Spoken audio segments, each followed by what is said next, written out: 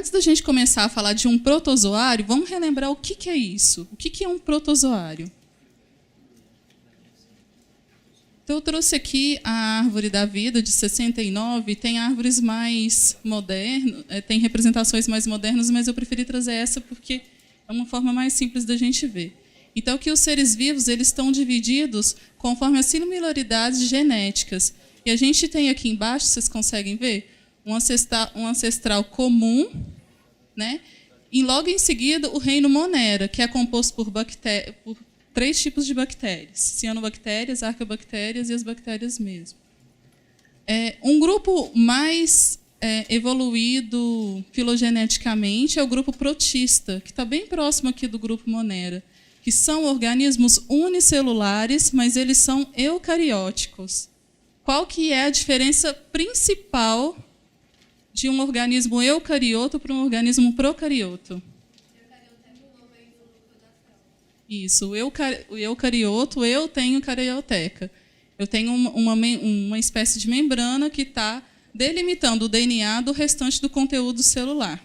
As células eucarióticas, elas são compartimentalizadas, elas são mais organizadas. Então, nas células eucarióticas, independente se o organismo ele é unicelular, composto de uma célula só, ou pluricelular, os processos celulares vão acontecer de forma compartimentalizada, lá no retículo endoplasmático rugoso, no liso ou no complexo de Golgi. Um fato interessante que é característico dos protozoários é que eles não produzem pigmentos, ao contrário dos fungos, que são eucariotos pluricelulares e produzem pigmentos. Os protistas são microscópicos, eles não conseguem ser vistos por nós a olho nu, só por meio do microscópio. Eles não possuem parede celular, que é uma diferença entre protozoários e bactérias, né? E eles geralmente são móveis. E essa mobilidade é muito interessante e é que dá a característica de sucesso na invasão desses organismos. Então, vamos ver como que isso acontece. Como que os protozoários se movimentam? Eles podem se movimentar por flagelo, por cílios ou por pseudópodes. Um exemplo de movimento de protozoário por flagelo é o Trypanosoma cruzi.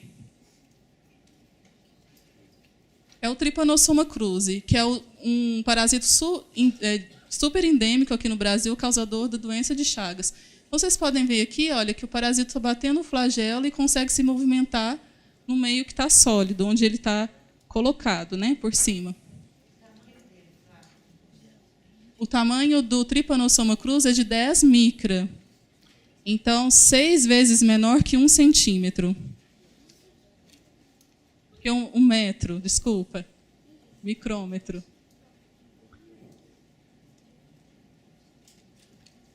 Outro exemplo de protozoário, que agora dessa vez que ele se movimenta por meio de organização dos cílios, é o paramécio.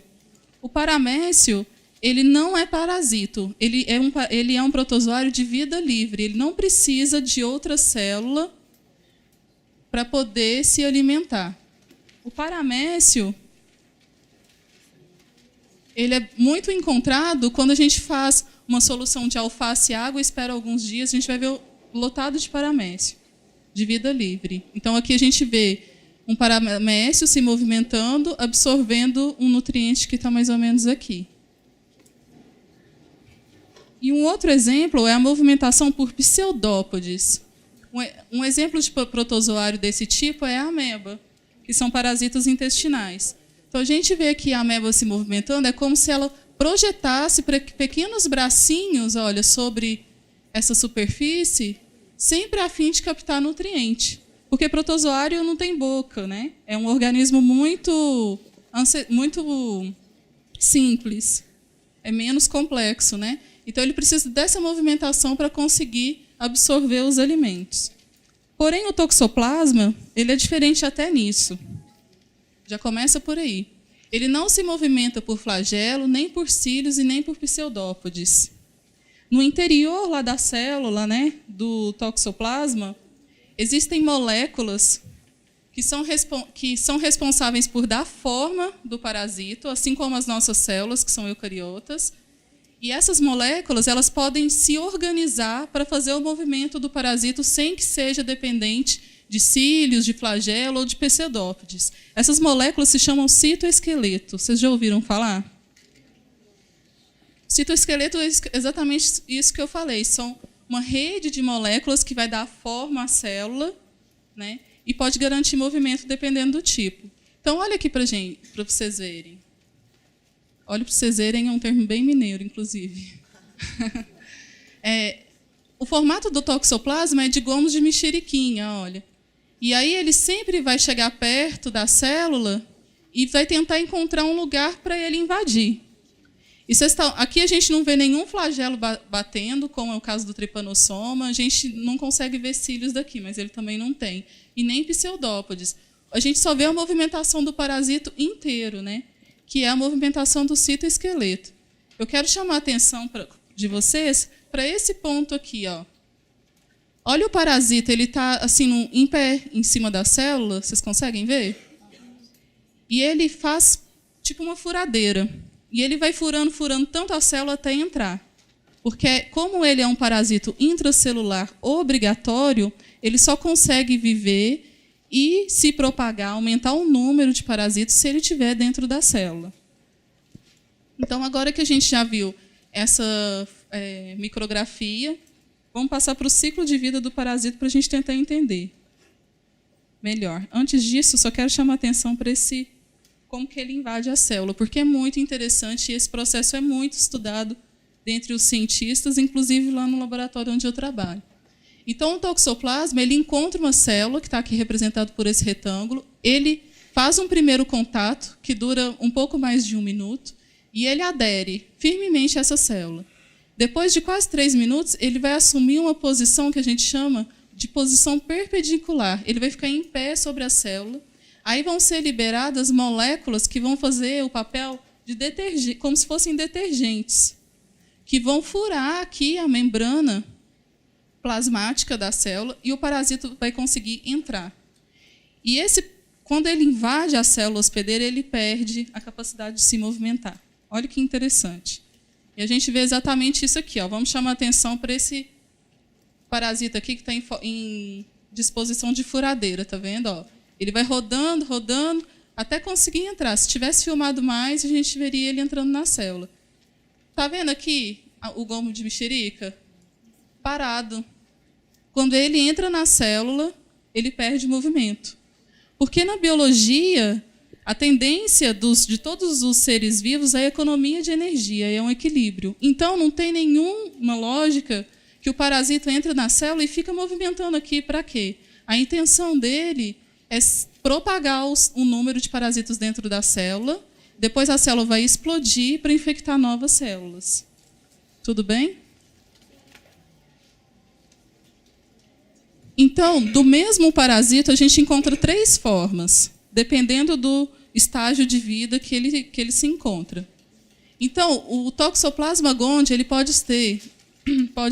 estar na forma taquizoíta, que é a forma de gomo de mexerica, que é a forma invasiva que a gente viu ali agora, que chega perto da célula, fura até entrar. Ele pode estar na forma bradizoíta.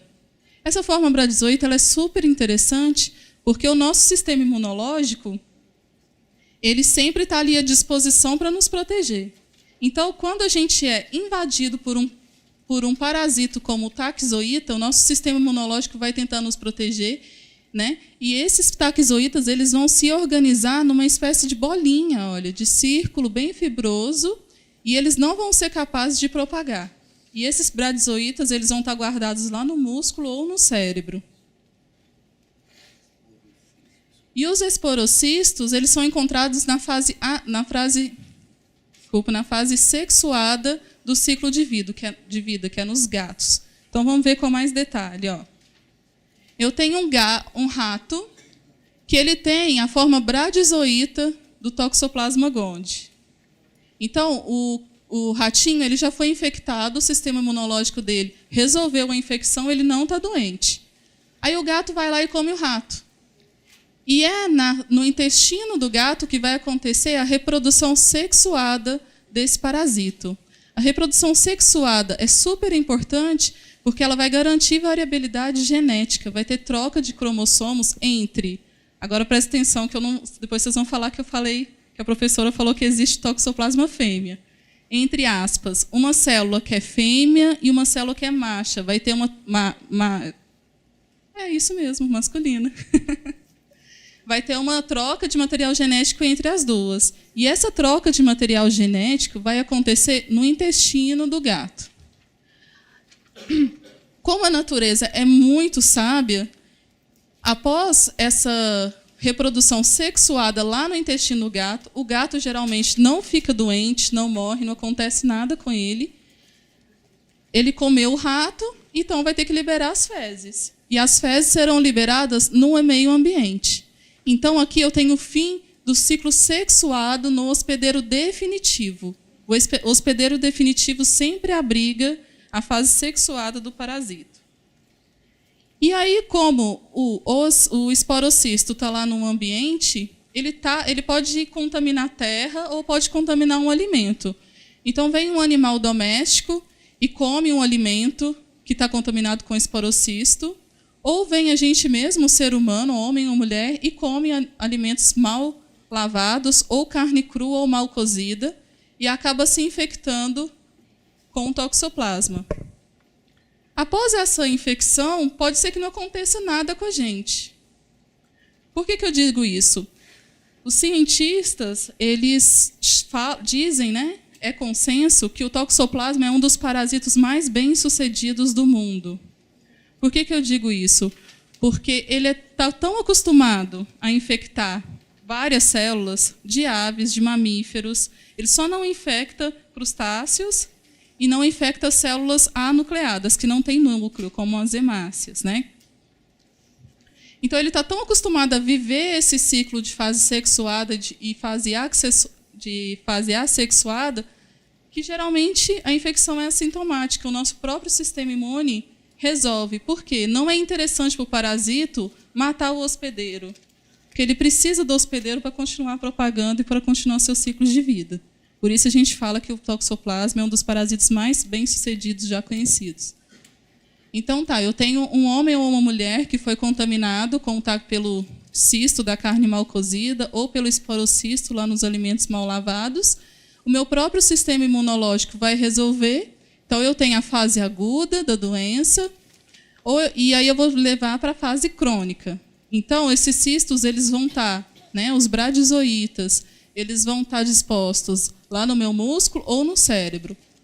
O perigo é quando essa infecção por taxoíta acontece quando a mulher está grávida, principalmente no primeiro trimestre de gravidez, porque o parasito ele pode ultrapassar a barreira da placenta e ir de encontro ao bebê que está sendo formado. E isso vai causar muitas malformações fetais. Então, como em ciência a gente tem que dar uma afirmação e provar por que a gente está falando isso, eu trouxe esse experimento para vocês visualizarem como que a gente enxerga a infecção no laboratório. Então, esse taxoíto, que é a forma lá de mexerica do toxoplasma, ele é verde. Então, quando eu infecto um camundongo lá no dia 0, todo mundo consegue ver daqui também? Quando ele infecta o camundongo lá no dia 0, ele começa a replicar loucamente lá nas células do intestino. Olha, o parasita é verde, mas a representação aqui, quanto mais próximo de vermelho, mais número de parasita. Tudo bem? Então, ele está replicando loucamente lá no intestino. E aí, depois, essa infecção começa a ir para outros órgãos e começa a ser guiado lá para o tecido cerebral. Olha, aqui a gente tem uma visão do camundongo ventral. Vocês percebem que o camundongo está de barriguinha para cima? Então, a gente está aqui visualizando o intestino do camundongo e a ida para o cérebro. Lá no 15º dia, olha só que coisa mais impressionante. A gente quase não vê mais taxoíto lá no intestino e eles todos já migraram lá para o cérebro. No 18º dia, os taxoítas estão diminuindo de número, e aqui no 21º dia, a gente quase não vê taxoíta. Por quê? Porque o sistema imunológico do camundongo já resolveu a infecção, e tudo que era taxoíta lá no início estava lá no intestino, virou bradizoíta no cérebro. E o camundongo não morreu. Só que a gente começa a pensar, né, Não sei se vocês têm esse mesmo pensamento. Como que um parasito vai para o cérebro e não causa nada? Algum prejuízo deve ter, né? E a gente vai ver que tem sim. Então, aqui, só voltando no ciclo de vida de Tegonde, eu falei para vocês que pode ter a toxoplasmose congênita e adquirida, né? No caso da toxoplasmose congênita, é aquela que é transmitida pela mãe para o bebê. Então, vai acarretar má formação fetal com retardo mental e também vai acometer o tecido nervoso e ocular. Então, é importante que as mulheres que pretendem engravidar façam um exame para ver se elas são infectadas de forma crônica para esse parasito. Na toxoplasmose adquirida, a gente vai ter essa toxoplasmose por ingestão de alimentos contaminados. Na maioria das vezes, vão ser casos que não têm sintomas ou vai ter um sintoma clássico de gripe, como uma febre, um mal-estar, às vezes os gânglios do pescoço inchados. Mas se for uma pessoa que está fazendo um tratamento para quimioterapia ou é portadora do vírus HIV, essa infecção pode levar a uma inflamação do cérebro e doenças oculares, que são os casos mais graves. Mas, normalmente, a infecção é assintomática e o nosso sistema imunológico resolve. Agora, um dado numérico para assustar vocês sobre a distribuição mundial da toxoplasmose. Estima-se que 1 em cada 3 pessoas do mundo estão infectadas. No Brasil, quase 70% dos brasileiros estão infectados. Isso é cerca de 126 milhões de pessoas. Então, veja esse gráfico de um estudo epidemiológico de 2009, que é o mais recente que a gente tem. Vocês veem aqui, olha, quando é marrom, é mais de 60% da população infectada. Então, temos o Brasil, alguns países asiáticos, né? E de 40% a 60%, a gente tem o Caribe e alguns países na Europa. Na Europa, é muito preocupante essa infecção por toxoplasma, porque eles têm um costume de comer alimentos não cozidos, né? Em outros países também é alta. O que está de branco quer dizer que os dados não foram coletados. Então, a gente não sabe como que é. Então, passando agora para o propósito da aula. O que a gente aprende com Tom e com Jerry? É uma resposta tão simples que eu acho que vocês não vão nem acertar. Vocês vão até rir, eu acho. O que a gente aprende com Tom e Jerry é que rato tem medo de gato. Vocês vão ver por quê.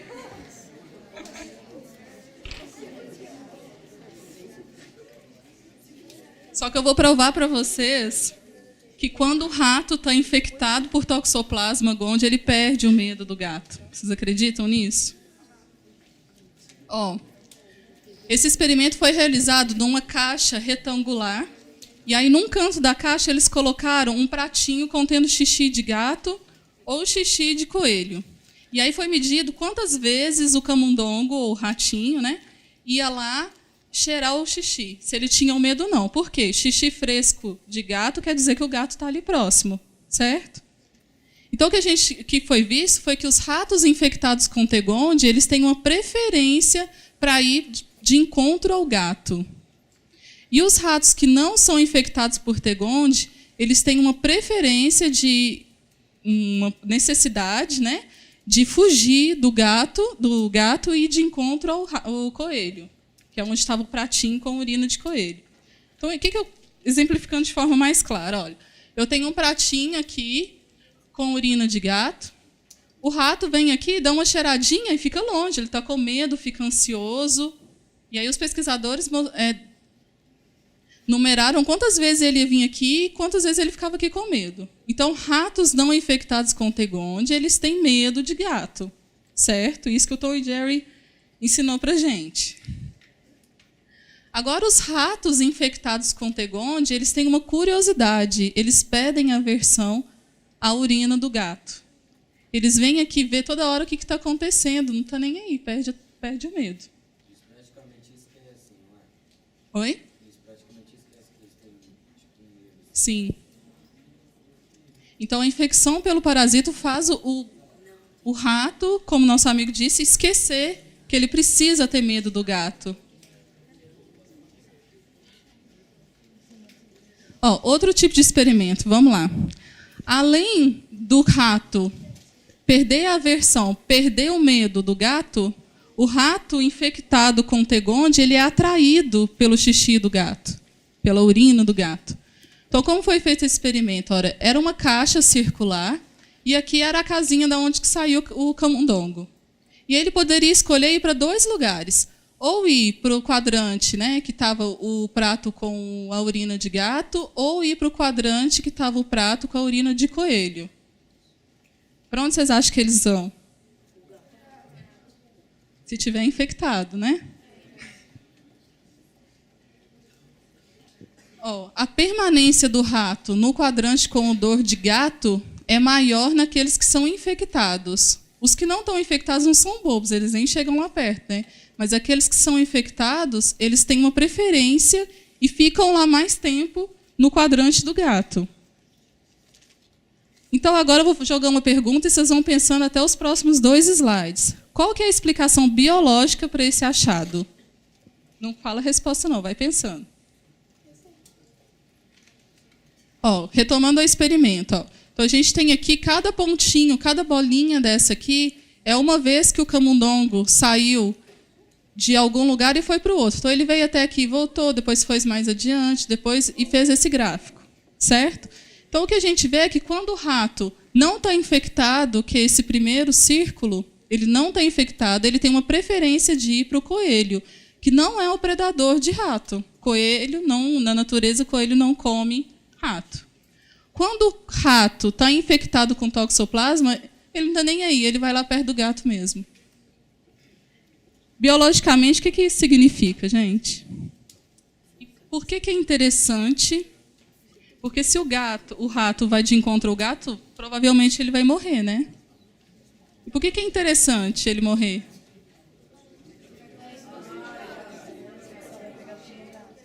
Exatamente, gente. Olha só como que a natureza é sábia. O rato vai de encontro ao gato para ele ser comido pelo gato e continuar o ciclo sexuado do parasito. Isso, exatamente. O parasito está controlando o comportamento do rato para ele ir de encontro ao gato. Então, o que a gente aprende com Tom e Jerry? Que os ratos têm medo dos gatos, desde que eles não estejam infectados por toxoplasma. Porque senão ele vai perder o medo do gato e ainda vai ficar lá perto dele para ser comido, né? Nosso amigo falou ali uma coisa interessante. O parasito ele está num lugar do cérebro qualquer, não foi? Foi você, né? Que está mudando o comportamento do rato, né? É exatamente isso mesmo. Ó. O que foi definido? Que os camundongos infectados por T. gondii, eles são sexualmente atraídos pelo odor de gatos. O comportamento do cérebro do camundongo que está infectado é como se ele fosse em busca da fêmea, ou da fêmea do macho. Eu não sei como seria essa questão da fêmea e do macho, né? Mas, olha, vamos para esse esquema. O Toxoplasma gondii, depois que a infecção está resolvida, vai formar cistos, né? E o cisto pode estar lá no músculo ou lá no cérebro. Então, vamos supor que o rato foi lá de encontro ao gato para ele ser comido. O que explica é que acontece a ativação de neurônios do sistema límbico, que são responsáveis por controlar as emoções e o comportamento. Então, o Toxoplasma gondii ele é um parasito tão evoluído, apesar de ser protozoário, de ser relativamente simples, que ele é capaz ainda de escolher o lugar exato para mudar o comportamento do animal. Então, alguns pesquisadores dizem que o parasita ele desencadeia uma inflamação ali naquela região do cérebro e é isso que vai gerar mudança de comportamento. Isso ainda não se sabe. Mas o que se sabe é que acontece um sequestro de rotas neuroquímicas do cérebro de roedores. Isso tudo tão complexo assim significa o quê? Que o parasita vai lá e controla aquela região do cérebro. E aí o que acontece é que o rato ele perde a noção do perigo. Ele não importa se ele está fazendo alguma coisa para morrer. Ele só quer ir lá de encontro ao gato, perdendo o instinto dele de ter medo ao gato, né? Inconscientemente, entre aspas, né? Ele vai de encontro ao gato, porque o rato não tem consciência, né, gente? E no caso da infecção de toxoplasma em humano, vocês acham que pode acontecer alguma coisa parecida?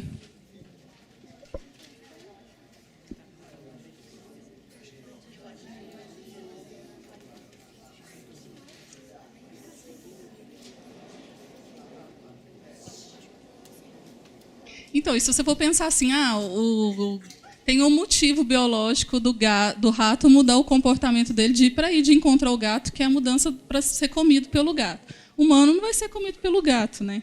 Então não tem motivo. Mas a gente pode falar que é uma... Eu não posso falar que é um erro evolutivo, porque nada na natureza é um erro, né? Mas ainda não se sabe exatamente por quê, mas pode mudar alguns comportamentos, sim. Vocês vão ver. Então, vamos lá, por exemplo, da Lisa. A Lisa comeu carne mal cozida, contaminada com cistos de toxoplasma. Estava bom, ela foi lá e comeu. Aí o organismo da Lisa vai produzir anticorpos para bloquear a multiplicação desses parasitos. Então, pouco tempo depois, o que era taquizoíta vai virar bradizoíta, vai ficar encistado no cérebro da Lisa ou nos músculos, certo? Então, vocês concordam que dosar a quantidade dessas moléculas que estão protegendo a Lisa é uma forma de diagnosticar a toxoplasmose? Se eu tenho muito anticorpo, quer dizer que eu tenho uma infecção aguda, uma infecção que está ali, que é uma novidade naquele momento, certo? Então, como que foi feito esse estudo lá na Dinamarca? É como os pesquisadores dosaram os anticorpos do sangue de 45 mil mulheres. Aqui cortou, são 45 mil. 45 mil mulheres na Dinamarca que estavam grávidas, né, na triagem pré-natal. Então, foi dosado enquanto elas estavam grávidas, depois que o bebê nasceu e do bebê. Né? Então, foi um estudo de coorte, que eu lembro que no semestre passado um grupo trabalhou com isso, né, de 92 a 2006. É como se todas as mulheres grávidas de Springfield fossem dosadas para esses anticorpos. O que encontraram? Os pesquisadores foram lá consultar no registro causa-mortes e no registro central de pesquisas psiquiátricas da Dinamarca. E o que encontraram foi que as mulheres que eram infectadas com toxoplasma gondii e tinham doenças psiquiátricas, elas tinham tendência de 54% maior de tentativa de suicídio e 2 vezes mais chance de conseguir. Daquelas que eram infectadas e já tinham doença psiquiátrica. Agora, as mulheres que eram infectadas e que não tinham doenças psiquiátricas tinham 56% de tendência maior de cometer violência autodirigida, alguma mutilação ou mesmo a retirada da vida. Como que os pesquisadores explicam isso? No nosso cérebro, para todas as nossas funções, o cérebro é como se fosse o computador do nosso corpo, né? Então, para desempenhar todas as funções que a gente faz no dia a dia, as emoções, o aprendizado, é preciso que liberem moléculas dos neurônios, que são os neurotransmissores, para que essas reações aconteçam e a gente entenda que aquilo que a gente está pensando é o que a gente precisa fazer. Então, nesse caso da toxoplasmose, existem 3 neurotransmissores importantes. Vocês não precisam gravar nomes, nem anotar, nada disso, é uma curiosidade. Então, existe a norepinefrina, a dopamina e a serotonina. Cada um deles precisam estar equilibrados para a gente ter um equilíbrio emocional. O que acontece é que, quando há uma infecção por toxoplasma gondii, aumenta muito os níveis de dopamina, que é esse neurotransmissor que vai dar mais motivação, mais iniciativa. E exatamente esse perfil que está caracterizado para portadores de esquizofrenia.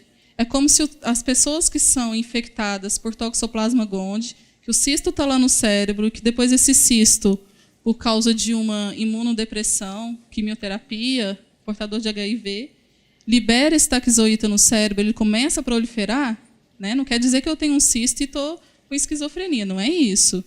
Quer dizer que naquele momento que eu estou com uma baixa imunidade, esse parasita saiu do cisto, eu vou ter uma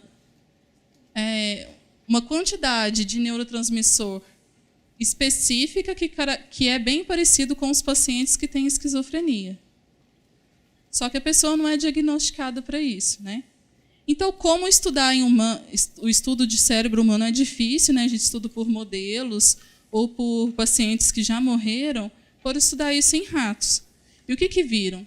Que quando esses ratos que estavam infectados com cistos de toxoplasma e já estavam tendo são ratos modelo para estudo de esquizofrenia, quando esses camundongos ou esses ratos, eles ingeriram medicamentos antipsicóticos ou medicamentos antiparasíticos para matar o toxoplasma ou para equilibrar os níveis dos neurotransmissores no cérebro, eles restauram o comportamento normal dos ratos infectados. Eles deixam de ir de encontro ao gato. Então, a gente pode, como o camundongo e o rato é um modelo para estudo de cérebro humano, imunologia também, a gente pode extrapolar que o Toxoplasma gondii pode controlar, sim, a nossa mente em determinadas condições, né? Aí, agora, já quase finalizando, eu quero deixar vamos discutir algumas perguntas, né, depois disso tudo, para ninguém ficar amedrontado. Não é para chegar em casa e matar o gato, coitado, não é isso, né? Mas vamos lá. O gato não precisa estar doente para transmitir o protozoário? O que vocês acham?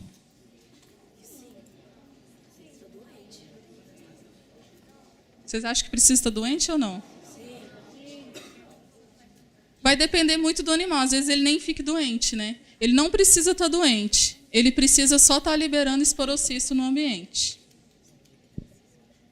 Até os gatos bem cuidadinhos que vivem em apartamento, o que vocês acham? Por quê?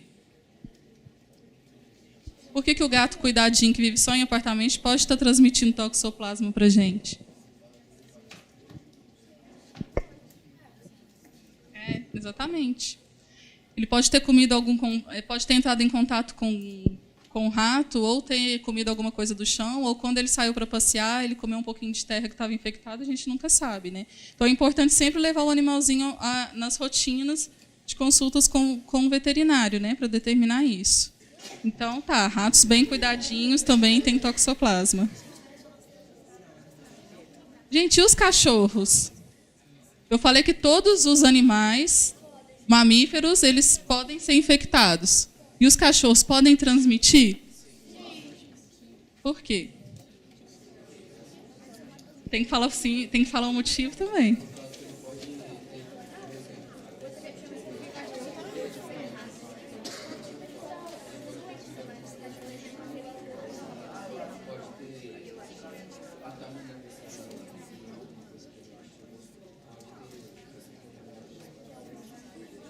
Alguém falou que não. Repete para mim. Quem foi? Eu vi aqui, ó. Não seja tímido. Foi voz de menino. Pode falar. Pode ser. Mas vocês esqueceram de uma característica. Tem que ser necessariamente o gato, gente. Sabe por quê? Vocês lembram que a fase sexuada só acontece no gato?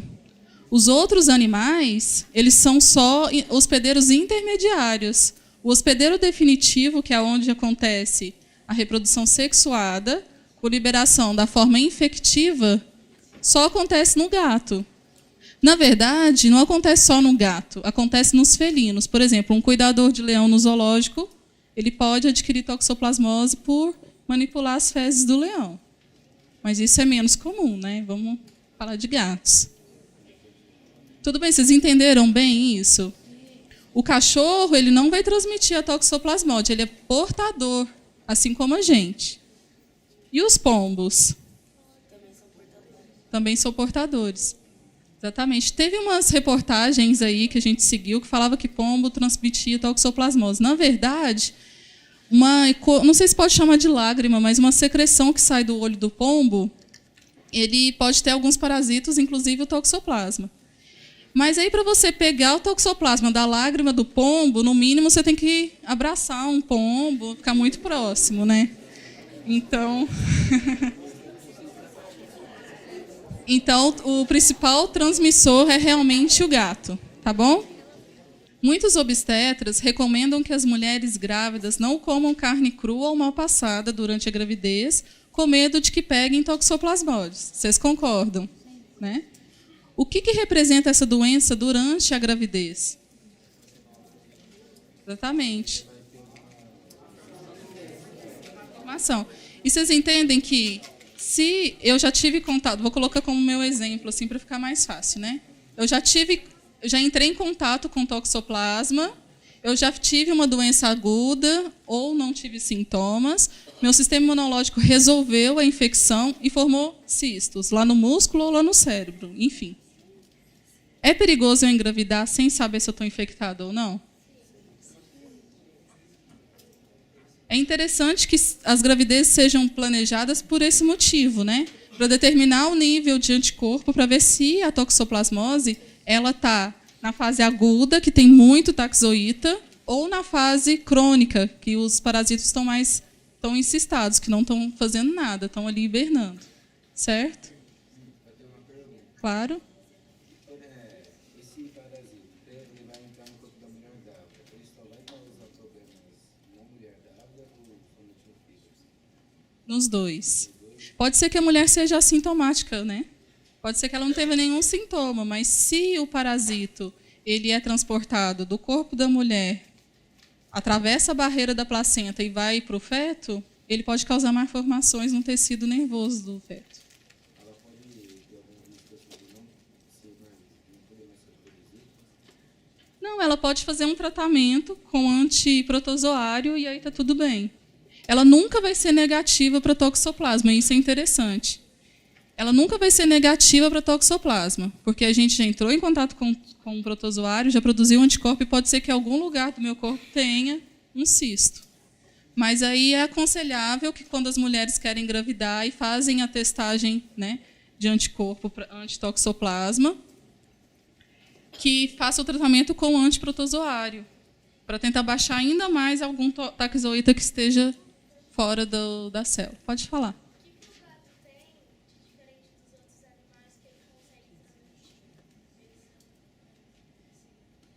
Eu não sei falar para você o que ele tem de tão especial que o toxoplasma só escolheu ele. Eu imagino que seja uma questão biológica mesmo e que a gente, nos primórdios dos seres vivos, era um parasito que precisava do gato para poder viver. E ele se adaptou bem naquele gato. E a gente entra em contato com o gato e pega. É como se fosse um acidente, né? Então, o que devem fazer durante a gravidez as mulheres que têm gato em casa? Deve tirar o bicho de casa?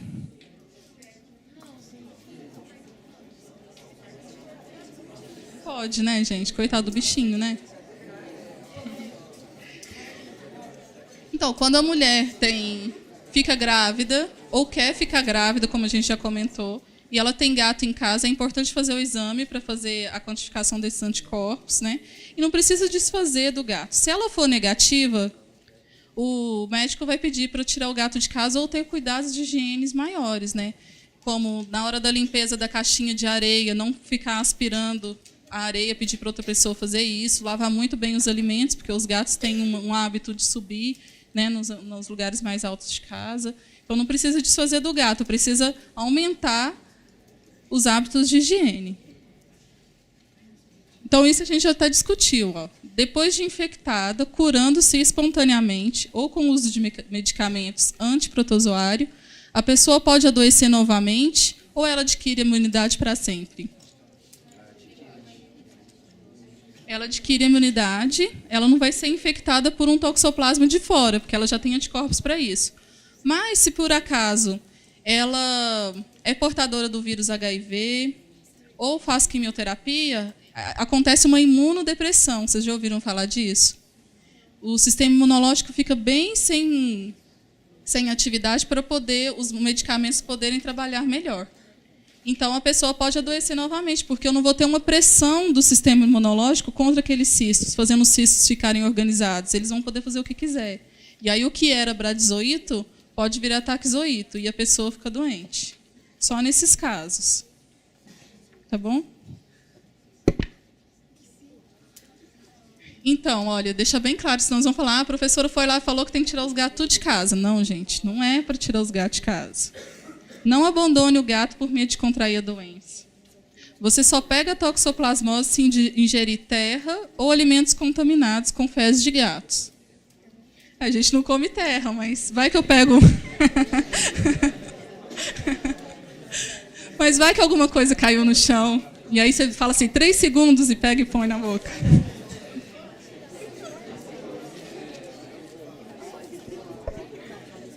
Então, bons hábitos de higiene e limpeza no preparo dos alimentos vão evitar essa contaminação. Uma coisa importante é que não existe vacina contra a toxoplasmose.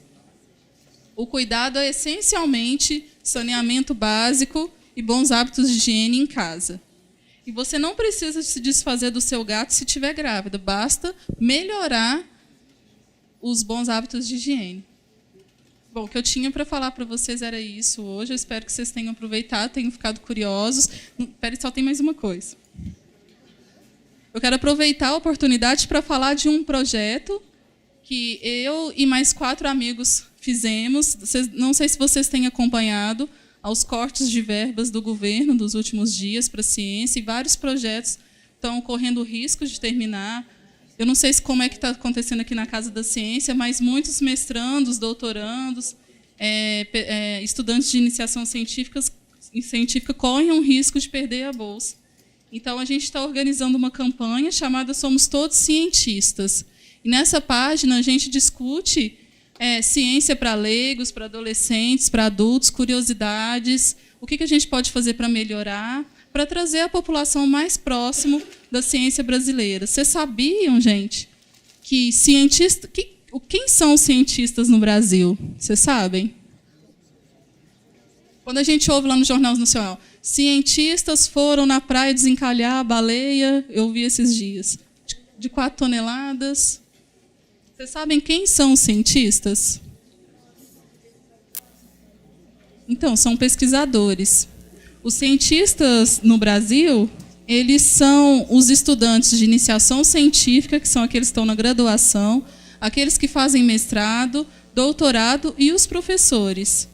Então, com o corte de bolsas, a ciência do Brasil vai ser muito prejudicada, porque todo mundo precisa, né, de pagar suas contas e ninguém vai trabalhar de graça, né? Então, essa página é com esse objetivo, de trazer a ciência mais perto da gente. Então, eu espero que todo mundo vá lá no Facebook, dê uma conferida, manda um recado. Quem quiser escrever um texto, gravar um pequeno vídeo no celular, fiquem à vontade que a gente vai postar lá, tá bom? Muito obrigada, gente. Se vocês quiserem entrar aí comigo, só falar na página. O período que o toxoplasma está imóvel dentro da célula prejudica o trabalho do sistema imunológico de combater ele? Daiane, ele está imóvel lá dentro da célula, sabe por quê? Porque ele fica parado para aumentar o número de parasitas lá dentro. Então, nesse momento, o sistema imunológico já foi ativado, porque ele estava de fora antes de entrar, né? Tinha vários parasitas lá de fora da célula. Ele entra e fica quietinho lá dentro. E ele é tão inteligente que ele faz um vacúolo fora dele que protege um macrófago, por exemplo, que é uma célula do sistema imune, de lisar o parasito. Ele consegue sobreviver mesmo dentro das células do sistema imunológico. Por que depois que o corpo já combateu e vira aquela bolinha, por que ou ela para no cérebro ou nos músculos? Elas saem do... A gente ingere, então vai ser replicado lá nas células do intestino, né? Porque nós vamos ingerir um alimento. Então ela vai para o músculo, possivelmente porque é um tecido que tem menos chance do sistema imunológico atacar. Eu imagino que seja isso. Então a própria pressão. Agora, para o cérebro, é exatamente uma pergunta que a gente faz no laboratório. A gente não sabe muito bem por que ele vai para o cérebro. Eu imagino que vai para várias partes do corpo. E a evolução se permitiu selecionar que, quando ele vai para o cérebro, ele muda o comportamento do rato, por exemplo, para conseguir propagar o ciclo, dar continuidade ao ciclo evolutivo, né? Eu imagino isso, mas o mecanismo molecular de que vai para o cérebro ainda está sendo caracterizado. Ele vai mesmo, de pouquinho em pouquinho. Ele vai como taquizoíta, que é aquela forma de mexeriquinha. Aí ele chega lá no cérebro, replica, e aí ele fica tipo a gente chama de roseta. Ele fica igual uma bolinha, parecendo uma flor com pétalas, e é dessa forma que o sistema imunológico vai tentar fazer uma barreira para não deixar sair. No caso de tripanossoma, por exemplo, o parasita ele não chega a entrar no núcleo. Ele deixa o núcleo intacto e destrói a célula. Sim. No caso do seu parasita, ele chega a destruir o núcleo ou ele também só arrebenta a célula em si? De fora. E o tripanossoma ele é ainda mais espetacular que ele vive de fora também, né? No toxoplasma ele precisa entrar dentro da célula para absorver nutriente. E ele não vai para o núcleo não, ele fica no citoplasma. O compartimento chama vacúolo parasitóforo. O acontecimento que o rato ele se suicida, isso não, daqui a um tempo os ratos não vão diminuírem, os ratos não vão morrerem, eles mesmos vão para perto dos gatos e os gatos comem eles, e esse ciclo um dia não vai acabar porque os gatos vão acabar comendo todos os ratos. E aí eu te faço uma pergunta, será que a natureza ainda não é tão mais sábia do que a gente? E que tem tanto rato que deixa alguns irem de encontro com os gatos para serem comidos só para controlar a população? Pode ser, a gente não sabe, né? Agora, acho que não acaba os ratos, não, né? Porque em determinadas regiões não vai ter toxoplasma, né? Nas regiões mais frias. Bom, galera, a gente não tem mais tempo para pergunta. Eu queria agradecer a fala da Flávia, que foi bastante interessante. Por favor, palmas para ela.